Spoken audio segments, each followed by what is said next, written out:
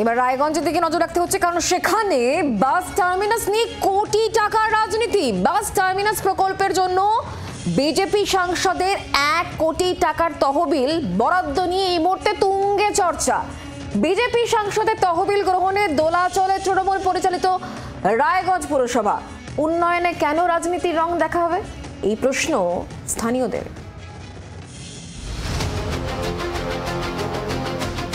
রায়গঞ্জ শহরে পুরসভার বাসস্ট্যান্ড তৈরির প্রকল্প নিয়ে রাজনৈতিক চর্চা। বাস টার্মিনাস তৈরিতে সাংসদ তহবিল থেকে 1 কোটি টাকা বরাদ্দ ঘোষণা বিজেপি সাংসদ কার্তিক পালের। বরাদ্দকৃত অর্থ গ্রহণেই দোলাচলে রায়গঞ্জ পুরসভা। প্রশ্ন উঠছে, তৃণমূল পরিচালিত রায়গঞ্জ পুরসভা কি বিজেপি সাংসদের অর্থ গ্রহণে সম্মতি দেবে? আমাদের যেটা পুরনো এনএইচ, এখন সেটা স্টেট হাইওয়ে, সেখানে নতুন বাস স্ট্যান্ড তৈরি হবে।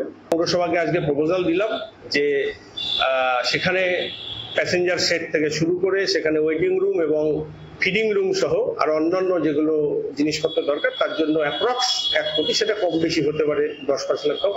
পৌরসভাকে প্রপোজাল দিলাম।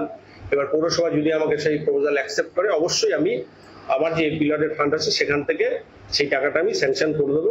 আমি চিঠি পেয়েছি, আমরা বোর্ডের মেম্বাররা আলোচনা করব এবং দেখবো যে আমাদের প্রয়োজন আছে কিনা টাকা। রাজ্য সরকারের একাধিক দপ্তর ইতিমধ্যেই অর্থ বরাদ্দ করে এই বাসস্ট্যান্ড প্রকল্পের কাজ শুরু করেছে। এমন সময় বিজেপির সাংসদের তরফে নতুন করে অর্থ বরাদ্দের ঘোষণায় রাজনৈতিক মহলে প্রশ্ন উঠছে। বাসস্ট্যান্ডের নির্মাণ করতে অলরেডি উত্তরবঙ্গ উন্নয়ন দপ্তর আমাদের প্রায় 3 কোটি টাকা দিয়ে ফেলেছেন। তার ওনারা ওয়ার্ক অর্ডারও দিয়েছেন। মাননীয় মন্ত্রী উদয়ন গুহ এসে কাজের শুভ সূচনাও করে গেছেন। আর অপরদিকে আবার আমাদের এই 9.5 বিঘা জমির বাউন্ডারি ওয়াল করার জন্য সম্মানীয় রায়গঞ্জের বিধায়ক শ্রী কৃষ্ণ কল্যাণী মহাশয় অলরেডি 40 লক্ষ টাকা দিয়েছেন, তারও আমরা ওয়ার্ক অর্ডার দিয়ে দিয়েছি। স্থানীয়দের অনেকের মতে এই প্রকল্পে অর্থ বরাদ্দের মাধ্যমে লাইমলাইটে আসতে চাইছেন বিজেপির সাংসদ।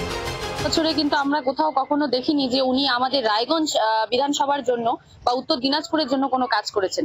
সুতরাং আজকে যখন আমাদের বাস স্ট্যান্ড যখন সরে গিয়ে শিলিগুড়ি মোড়ে হচ্ছে এবং সেটা যখন সুন্দরভাবে উদ্যোগ নিয়ে কাজ করা হচ্ছে, সেই জায়গায় দাঁড়িয়ে এতদিন পরে ওনার মনে হয়েছে যে উনি তহবিল থেকে 1 কোটি টাকা প্রদান করবেন। কারো আবার প্রশ্ন, উন্নয়নে কেন রাজনীতির রং দেখা হবে?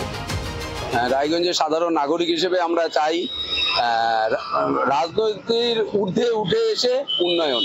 তো এক্ষেত্রেও যে কার্তিক বাবু যে একটা 1 কোটি টাকার প্রপোজাল দেওয়ার কথা বলেছেন, সেক্ষেত্রে আমরা মনে করি যে এই অর্থ যদি প্রয়োজন হয় তাহলে নেওয়া প্রয়োজন।